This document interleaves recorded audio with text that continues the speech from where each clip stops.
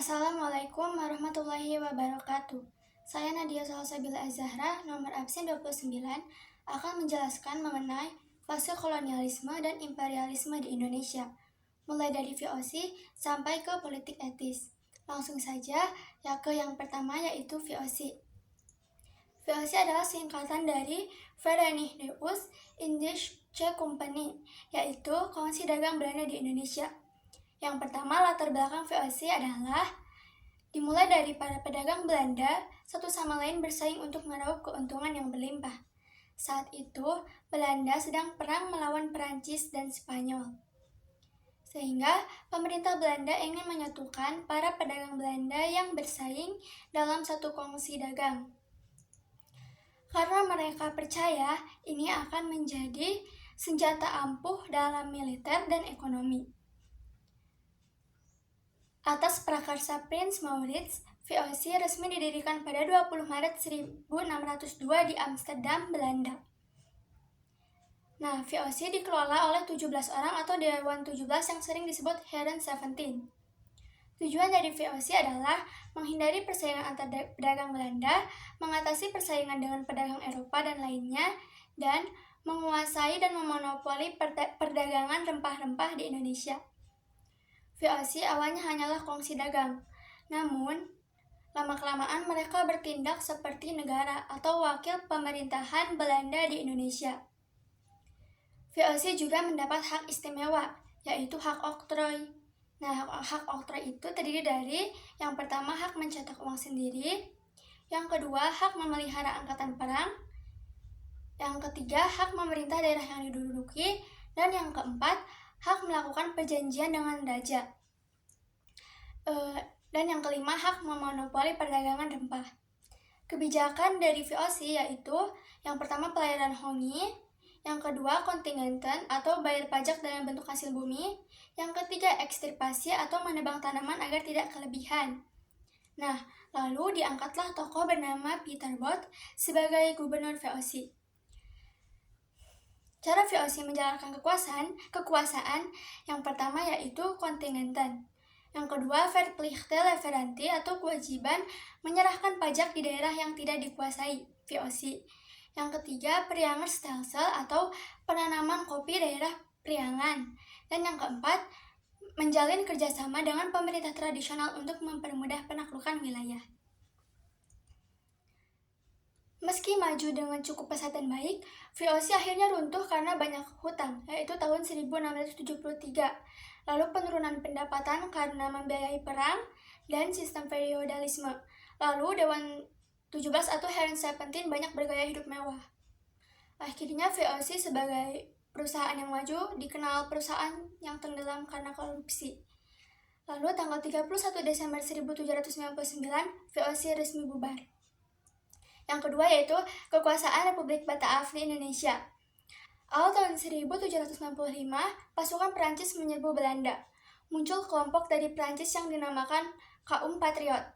Mereka ingin Belanda menjadi negara kesatuan atau republik. Hal ini membuat Raja Willem V melarikan diri ke Inggris. Dan Belanda pun dikuasai oleh Perancis. Di Belanda, Perancis membentuk pemerintahan baru bernama Republik Bataaf. Republik ini dipimpin oleh Louis Napoleon. Perkembangan politik Belanda mempengaruhi perkembangan politik di Indonesia. Akhirnya, pemerintahan Indonesia pun di bawah kekuasaan Republik Bataaf. Raja Willem V melarikan diri ke kota Kew, Inggris. Ia mengeluarkan perintah melalui surat. Surat ini disebut Surat-Surat Kew. Isi suratnya adalah perintah kepada Belanda agar menyerahkan wilayahnya pada Inggris. Pihak Inggris bergerak cepat dengan menguasai beberapa wilayah di Indonesia, seperti Padang, Ambon, Aceh, dan memperkuat armada untuk menguasai Batavia. Republik Bataaf juga tidak tinggal diam. Ia ingin mengambil alih seluruh daerah bekas jajahan VOC. Akhirnya, Louis Napoleon menunjuk kaum patriot untuk memimpin pemerintahan Belanda di Indonesia, yaitu Herman Willem Daendels. seorang tokoh muda yang dikenal sebagai orang yang revolusioner. Daniels menjadi gubernur jenderal dari tahun 1808 sampai 1811. Ia diutus untuk mempertahankan Jawa dari Inggris, menghapus feodalisme, menjadikan masyarakat Indonesia lebih dinamis dan produktif, lalu mengeluarkan kebijakan dalam beberapa bidang. Bidang-bidangnya adalah yang pertama bidang pertahanan dan keamanan, yaitu memperbanyak jumlah pasukan sekitar 18.000 orang pribumi, membentuk Legiun Mangkunegara, membentuk benteng-benteng pertahanan baru, membangun pelabuhan militer di ujung kulon, Merak, Surabaya, membangun Jalan Raya Anyar Panarukan sepanjang 1.100 km. Hal ini mengubah pandangan tentang Daniels yang dikenal sebagai tokoh yang revolusioner menjadi sosok yang diktator. Karena kerja Rodi ini membuat rakyat semakin menderita dan tidak dapat menghindar dari kemiskinan. Lalu yang kedua dari Daniels ini ada kebijakan dalam bidang politik dan pemerintahan, yaitu membentuk sekretariat negara, memindahkan pusat pemerintahan dari Batavia ke Waltevreden, membentuk kantor pengadilan di Batavia dan Surabaya, lalu mengganti raja-raja yang menghalangi kepentingan, dan mengangkat bupati sebagai pegawai kolonial. Juga membagi Pulau Jawa menjadi 23 keresidenan, merombak Provinsi Jawa Pantai Timur Laut menjadi 5 prefektur dan 38 kabupaten. Lalu menghapus kerajaan Banten dan Cirebon. Yang ketiga, bidang peradilan. Daniels membentuk 3 jenis peradilan. Yang pertama, peradilan orang Eropa, peradilan orang Timur, asing, dan peradilan orang pribumi. Ia juga membuat peraturan untuk memberantas korupsi tanpa pandang bulu. Lalu kebijakan yang selanjutnya yaitu sosial dan ekonomi. Untuk memperbaiki keuangan Belanda akibat kerugian VOC, Daniels menjual tanah-tanah kepada pihak swasta, seperti Tionghoa dan Arab. Ia juga mengeluarkan uang kertas dan membentuk Dewan Pengawas Keuangan. Ia juga melakukan pemungutan pajak kepada swasta, meningkatkan penanaman tanaman yang hasilnya laku di pasaran dunia, lalu mewajibkan rakyat menyerahkan hasil bumi. Masa pemerintahan Daniels hanya berlangsung selama 3 tahun. Dalam pemerintahannya, ia sering memaksakan kehendak, maupun itu ke rakyat Indonesia atau rekan kerjanya. Ia juga tidak segan memberikan hukuman berat. Kesalahan terbesar Daniels adalah menjual tanah kepada pihak swasta dan hasilnya digunakan untuk keuntungan diri sendiri. Akibatnya Daniels dipecat dari jabatannya yaitu gubernur jenderal. Setelah Daniels dipecat, Louis Napoleon menunjuk tokoh bernama Janssens untuk menggantikan Daniels. Janssens adalah politikus Belanda yang awalnya menjabat sebagai gubernur jenderal di Afrika Selatan. Tahun 1809, Janssens terusir karena wilayahnya dikuasai Inggris. Janssens ditugaskan berkuasa di Indonesia pada tahun 1811 untuk mempertahankan Jawa dari Inggris dan berusaha memperbaiki keadaan wilayah yang ditinggalkan Daniels. Kinerja Janssens ternyata tidak sesuai harapan. Akibatnya, pada tanggal 4 Agustus 1811, pasukan Janssens diserang oleh Inggris di Batavia. Lalu karena pasukan Janssens tidak dapat menahan serangan itu, tanggal 26 Agustus 1811, Batavia berhasil dikuasai Inggris. Pasukan Janssens mundur ke Semarang dan meminta bantuan kepada Legiun Mangkunegara, yaitu angkatan negara yang dibuat oleh pemerintahan Daniels untuk memukul mundur Inggris. Sayangnya pasukan Inggris lebih kuat. Inggris berhasil mengalahkan pasukan Janssens di daerah Tuntang, Salatiga. Akhirnya pada tanggal 18 September Belanda dipaksa menandatangani Perjanjian Tuntang. Dalam perjanjian itu, Belanda mengakui kekalahannya. Dibuktikan dengan Pulau Jawa diserahkan kepada Inggris, semua tentara Belanda menjadi tawanan Inggris, dan orang-orang Belanda dapat dipekerjakan dalam pemerintahan Inggris. Selanjutnya, perkembangan koloni yang ketiga yaitu perkembangan kolonialisme Inggris di Indonesia. Berawal dari tanggal 18 September 1811, dimulai dari Gubernur Jenderal Lord Minto secara resmi mengangkat Thomas Stamford Raffles sebagai penguasa Inggris di Indonesia. Dengan pusat kekuasaan terletak di Batavia. Raffles ini memiliki 3 prinsip, yaitu yang pertama, segala bentuk kerja rodi dan penyerahan wajib dihapuskan. Lalu yang kedua, peranan bupati sebagai pemungut pajak dihapus. Yang ketiga, tanah adalah milik pemerintahan. Raffles membuat kebijakan yang pertama dalam bidang politik dan pemerintahan. Yang pertama, menjalin hubungan baik dengan penguasa lokal. Yang kedua, membagi Pulau Jawa menjadi 18 keresidenan. Yang ketiga, mengangkat para bupati sebagai pemerintah dan mendapat gaji dalam bentuk tunai. Raffles juga sering mencampuri urusan kerajaan lokal. Contohnya adalah mencampuri urusan kerajaan Yogyakarta atau Keraton Yogyakarta.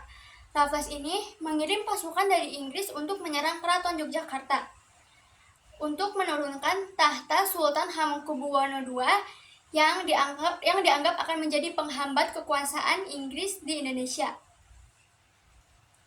Lalu, kebijakan Raffles ada dalam bidang sosial dan ekonomi. Karena Raffles adalah sosok yang revolusioner dalam bidang ekonomi, ia berupaya memajukan perekonomian Indonesia dengan tujuan untuk meningkatkan keuntungan pemerintah Inggris. Jadi, kebijakan Raffles adalah yang pertama, menghapus segala bentuk penyerahan wajib. Yang kedua, menghapus sistem kerja rodi dan perbudakan. Yang ketiga, memonopoli penjualan garam. Yang keempat, menjual tanah kepada swasta dan melanjutkan penanaman kopi. Dan yang kelima, memberi kebebasan dalam usaha perdagangan. Dan yang keenam, memberlakukan sistem sewa tanah. Karena menurut Raffles, pemerintah adalah satu-satunya pemilik tanah yang sah. Oleh karena itu diterapkanlah sistem sewa tanah atau land rent. Dengan ketentuan, yang pertama, petani harus menyewa tanah meskipun ia pemilik tanah tersebut. Yang kedua, harga sewa tanah bergantung pada kondisi tanah. Yang ketiga, pembayaran sewa tanah dilakukan dengan uang tunai. Raffles adalah orang yang ingin memperbaiki tanah jajahan dan meningkatkan kemakmuran rakyat. Raffles juga akhirnya menjadikan desa sebagai unit administrasi pemerintah. Ia berupaya agar desa berkembang dan produksi hasil bumi meningkat, yang membuat hidup rakyat membaik sehingga hasil penarikan pajak untuk tanah menjadi besar. Namun, dalam menjalankan tugas atau pekerjaan ini, Raffles memiliki banyak kendala, seperti sulit lepas dari budaya penjajah, lalu peran kepala desa dan bupati lebih kuat dibanding asisten residen Inggris, dan kurangnya pengawasan dari pemerintah. Juga pada masa itu masih banyak perbudakan, kerja paksa, dan monopoli.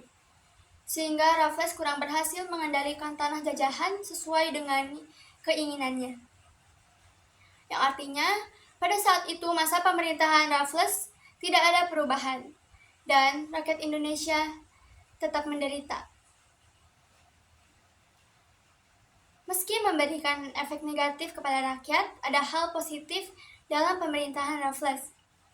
Seperti buku yang berjudul The History of Java tentang sejarah Jawa, dan mengangkat kembali Sultan Sepuh yang ditahan pada masa pemerintahan Dendel sebagai Sultan Yogyakarta. lalu mendirikan kebun raya Bogor bersama istrinya Olivia Raffles, dan yang keempat ditemukannya bunga Rafflesia arnoldi oleh Raffles, lalu dibentuknya perkumpulan budaya dan ilmu pengetahuan, contohnya Batavia Genootschap. Masa pemerintahan Raffles dianggap kurang menguntungkan bagi Inggris, hingga akhirnya pada tahun 1815 Raffles digantikan oleh John Vandal. Tidak lama setelah pergantian kepemimpinan, Pulau Jawa harus diserahkan kembali pada Belanda. Itu terjadi pada tahun 1816. Kekuasaan Belanda di Indonesia pada tahun 1816. Nah, pada masa awal kekuasaan, kondisi ekonomi Belanda saat itu krisis karena banyak mendanai perang. Untuk memperbaiki kondisi ekonominya, tahun 1829, Van den Bosch mengajukan usulan kepada Raja Belanda tentang sistem politik dan ekonomi. Nah, kita akan membahas mengenai masa kolonialisme yang keempat, yaitu Belanda. Menurut Van den Bosch, untuk memperbaiki perekonomian Belanda, ia melakukan penanaman tanaman di tanah jajahan. Tanamannya adalah tanaman yang laku di pasar dunia. Van den Bosch mengatakan, tanah jajahan adalah sapi perah yang harus dieksploitasi semaksimal mungkin untuk keuntungan penjajah. Sistem Van den Bosch dilakukan dengan cara menggunakan kaum pribumi untuk melakukan kerja rodi. Kaum pribumi wajib ikut bekerja. Karena itulah akhirnya dimulai yang bernama kulturstelsel atau tanam paksa. Usulan ini pun disetujui oleh Raja Belanda. Van den Bosch pun diangkat menjadi gubernur jenderal yang berkuasa di Indonesia, khususnya Pulau Jawa.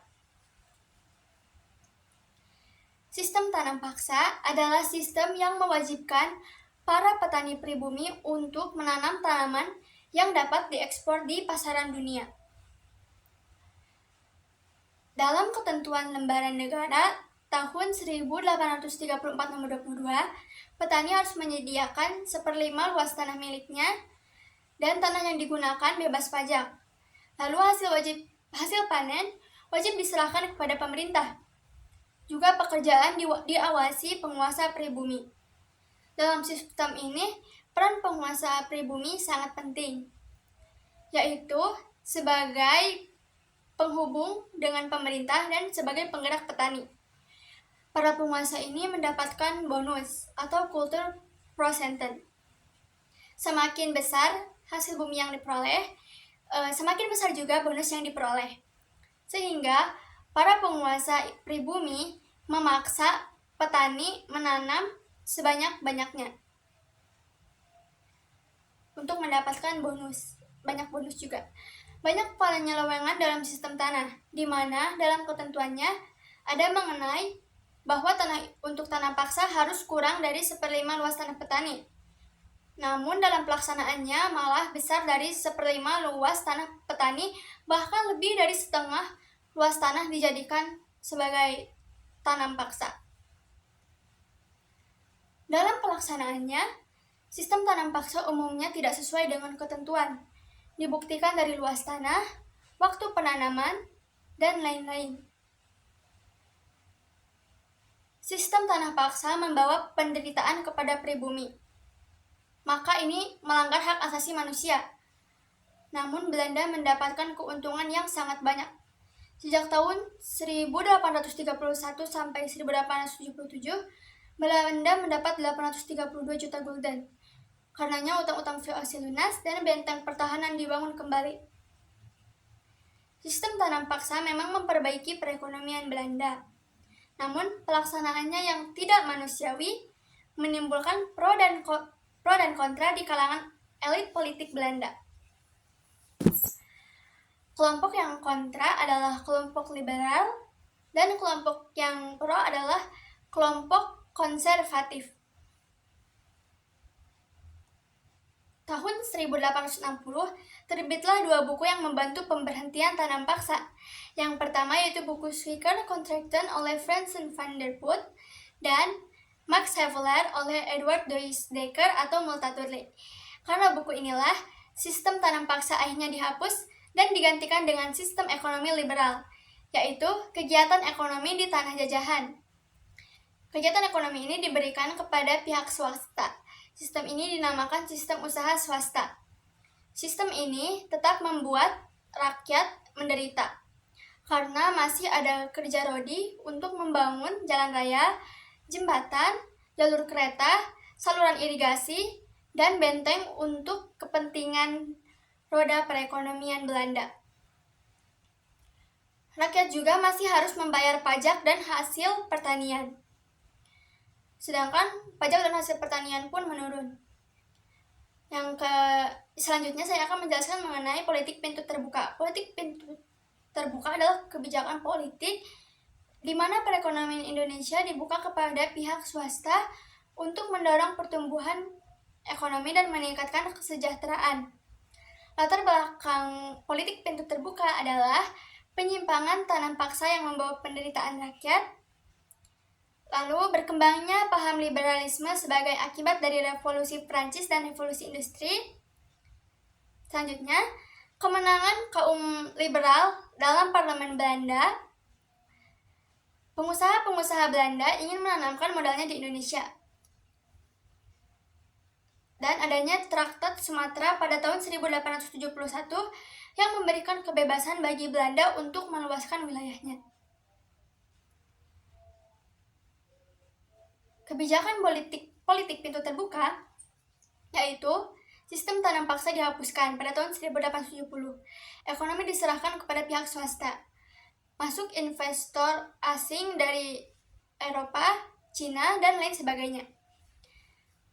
Pemerintah kolonial Hindia Belanda hanya sebagai pengawas dan penyedia fasilitas yang menunjang perekonomian, dan ditandai dengan dikeluarkannya Undang-Undang Agraria 1870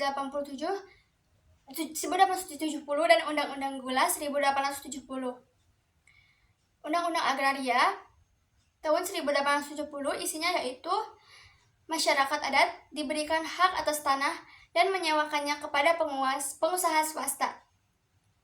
Pengusaha bisa menyewa tanah dari gubernur dalam waktu 75 tahun.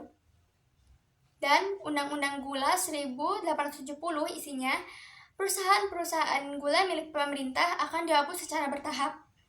Pada tahun 1891, semua perusahaan gula milik pemerintah harus sudah diambil alih oleh swasta.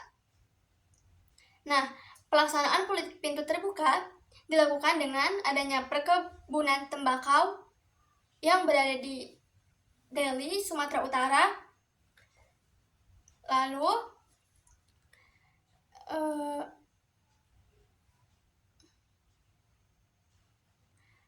perkebunan tebu di pesisir pantai utara Jawa yang sampai hari ini masih banyak pabrik gula yang masih bisa dijumpai.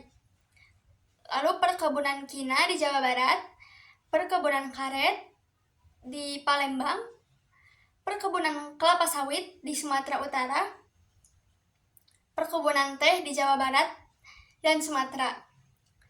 Para investor membangun sarana dan prasarana seperti jalan raya, irigasi, jalur kereta api, dan jembatan. Terdapat sebuah perjanjian atau kuli ordonansi 1880 yang mengatur hubungan majikan dengan kuli. Para pekerja yang melanggar ketentuan kontrak ini dikenal dengan istilah punali sanksi. Nah, dampak dari politik pintu terbuka adalah bagi Belanda memberikan keuntungan yang sangat besar kepada kaum swasta Belanda dan pemerintah kolonial Belanda. Dan hasil-hasil produksi perkebunan dan pertambangan mengalir ke negeri Belanda. Negeri Belanda menjadi pusat perdagangan hasil dari tanah jajahan dan sistem tanam paksa di Indonesia dihapuskan.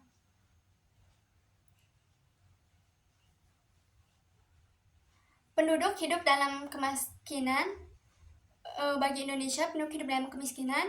Menurunnya konsumsi bahan makanan, terutama beras, sementara pertumbuhan penduduk Jawa meningkat cukup banyak. Dan menurunnya usaha kerajinan rakyat, karena kalah bersaing dengan banyaknya barang-barang impor dari Eropa. Rakyat menderita karena masih diterapkannya kerja rodi dan adanya hukuman yang berat bagi yang melanggar peraturan, yaitu peraturan Ponate sanksi. Rakyat pedesaan mulai mengenal sistem upah Hindia Belanda, menjadi negara produsen hasil-hasil perkebunan yang penting. Pemerintah Hindia Belanda mulai membangun proyek-proyek prasarana untuk mendukung dan memperlancar ekspor hasil-hasil perkebunan dari Indonesia. Terjadi perubahan kepemilikan tanah dan tenaga kerja penduduk. Tenaga kerja penduduk juga semakin bertambah, sedangkan lahan pertanian semakin berkurang karena banyak disewa untuk perkebunan. Akibatnya timbul kelaparan di mana-mana. Lalu, yang terakhir yaitu politik etis. Politik etis atau disebut juga politik balas budi.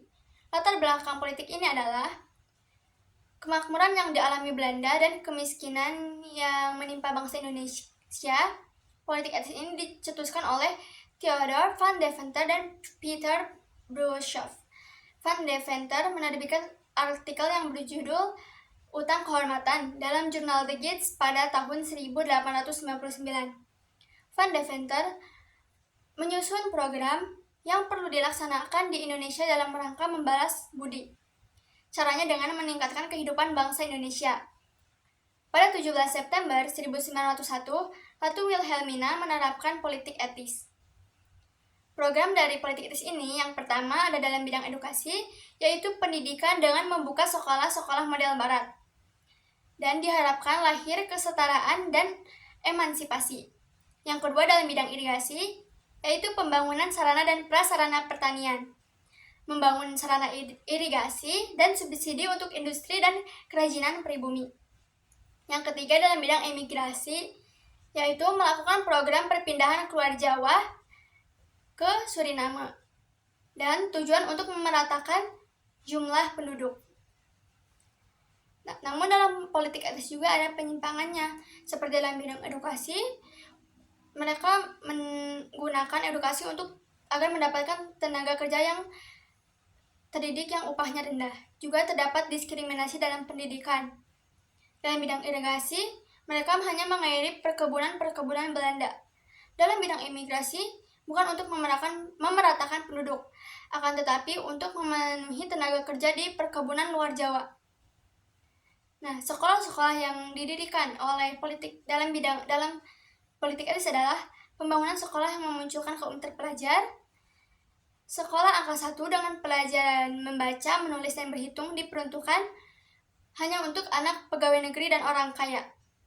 Sekolah angka 2 atau sekolah rakyat diperuntukkan bagi anak pribumi, pada umumnya dengan pelajaran membaca, menulis, dan berhitung. Pada tahun 1914, sekolah dasar utama dijadikan adalah Holland Inlandse School atau HIS dengan lama pendidikan 7 tahun. Sekolah angka 2 mempunyai lama pendidikan 5 tahun. Dan jenjang SMP atau MULO Mid with Graduate Lager Onderwijs yang merupakan kelanjutan dari HIS dan sekolah rendah Belanda. Untuk jenjang SMA didirikan AMS atau Algemeen Middelbare School yang terdiri atas jurusan ilmu pasti dan ilmu sastra. AMS sederajat dengan HBS atau Hoger Burger School, yaitu sekolah menengah atas untuk anak-anak Belanda. Sekolah Tinggi Kedokteran Stovia atau School Opleiding van Inlandse Artsen, mohon maaf apabila ada salah kata, di Batavia, Jakarta. Opleiding School for Inlandse Ambtenaren atau OSVIA juga adalah sekolah untuk calon pegawai. Selanjutnya ada juga Technical High School atau sekolah tinggi teknik di Bandung dan sekolah pertanian di Bogor yang sekarang dikenal dengan IPB. Dampak politik etis yaitu pembangunan sarana dan prasarana yang menunjang aktivitas pertanian. Yang kedua, pembangunan sarana transportasi. Yang ketiga, memunculkan kaum terpelajar atau cendekiawan yang memelopori pergerakan nasional Indonesia. Yang keempat, pemerataan penduduk di Indonesia. Yang kelima, meningkatnya kesadaran bangsa Indonesia untuk meningkatkan hak-hak mereka sendiri. Nah, sekian dari saya. Mohon maaf apabila ada salah kata. Terima kasih. Wassalamualaikum warahmatullahi wabarakatuh.